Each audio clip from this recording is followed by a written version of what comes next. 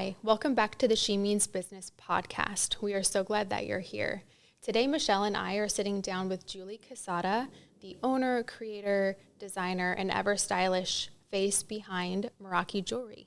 Today, we are diving into her journey in entrepreneurship. Julie, thank you so much for being here. Let's start from the beginning. We want to know about you. Tell us, your early stages of entrepreneurship. We want to hear a little bit about your story. Okay.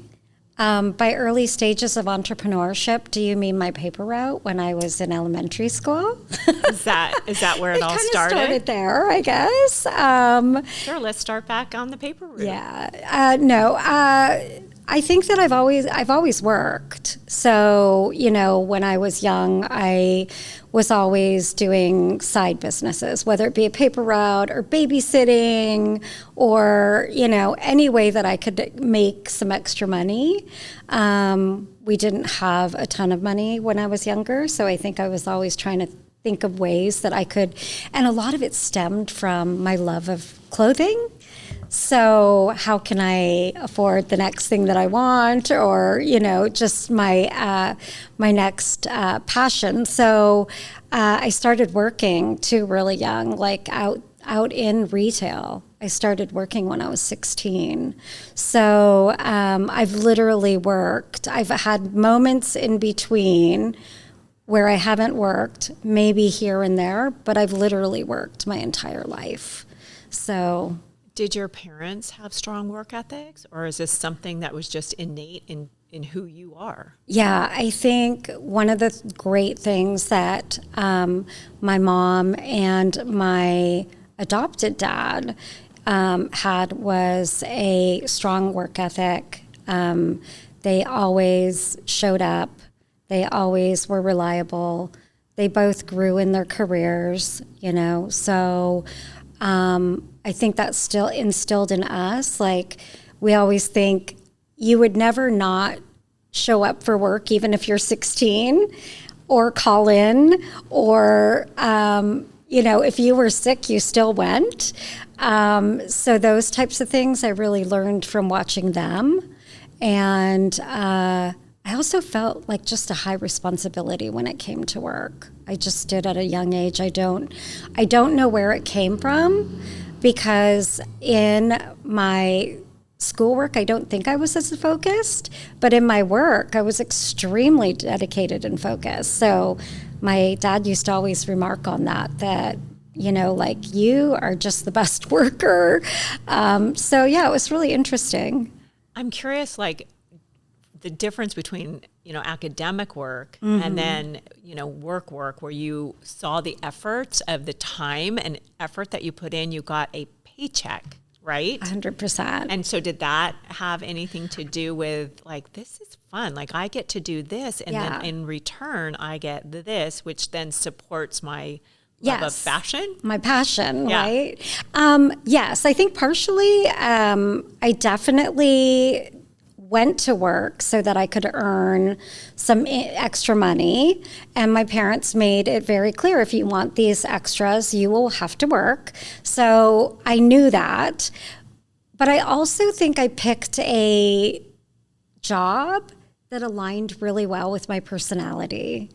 And therefore, I spent the last 4 decades in that industry, which is very interesting because you could exit at any time, and I never did.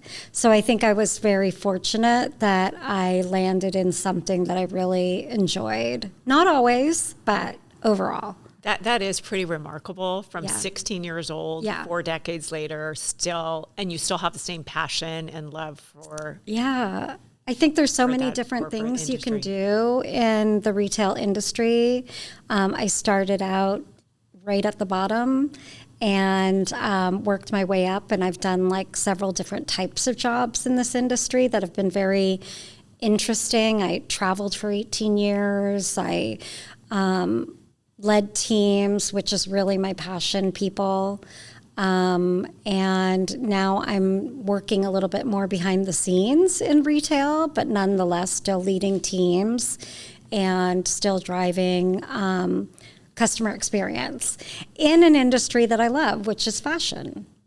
And Julie, what is it that you do, if you don't mind sharing for the viewers? Yeah. So currently what I do is I oversee the customer experience piece for Gap Inc. So I oversee the customer experience piece for a large retail corporation. And my teams are the ones that ensure that the quality is there. And I also do a learning side. So I oversee training for these teams as well. So it's kind of like from beginning to end. You come with my team as a new hire, you move through the process, and then when you're out doing what you do, we're ensuring my other team, because I have two, is ensuring that the quality is there. So you said you started at the bottom. I did. What was the bottom entry point into this corporate retail What does that fashion look like? world? Yeah. So the bottom can be different depending upon what area of the business you're in.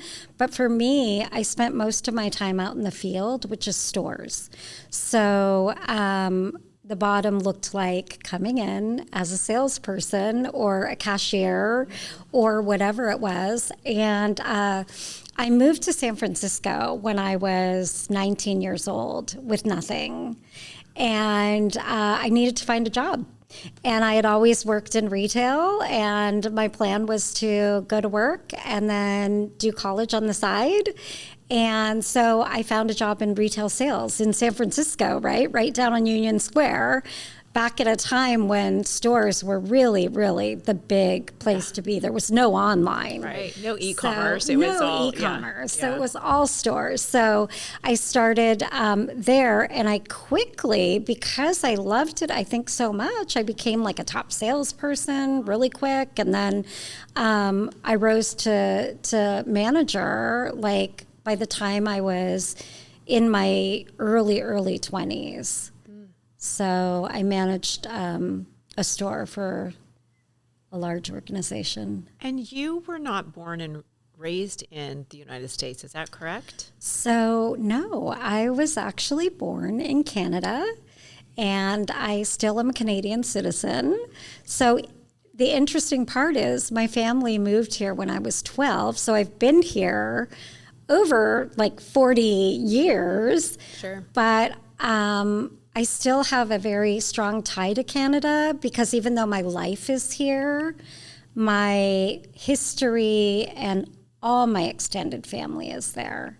Yeah. So it always felt like two worlds. Right. You know, I couldn't choose.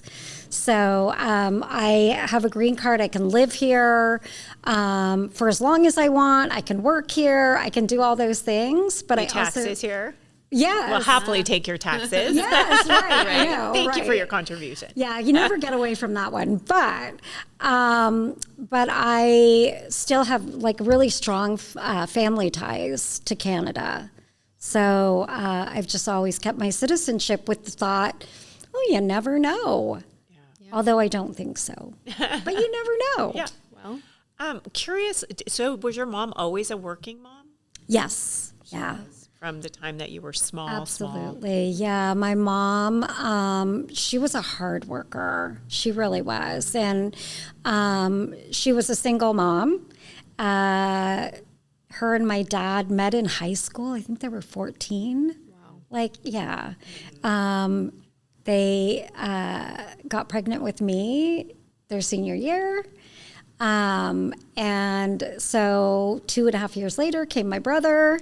So I come from a very, both parents working type of family.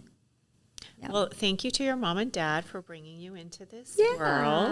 Thank you. What a gift. Yeah. And let's recap. So you moved to San Francisco. You worked your way up pretty quickly, it sounds like, in the corporate retail space. Right. So can you tell me, what did that first chapter of entrepreneurship look like for you? When did that spark for you come? Because I'm thinking in my head, here you are building a career for a large fashion corporation. Right. Why break into the entrepreneur space, or why? Yeah, it's a good question.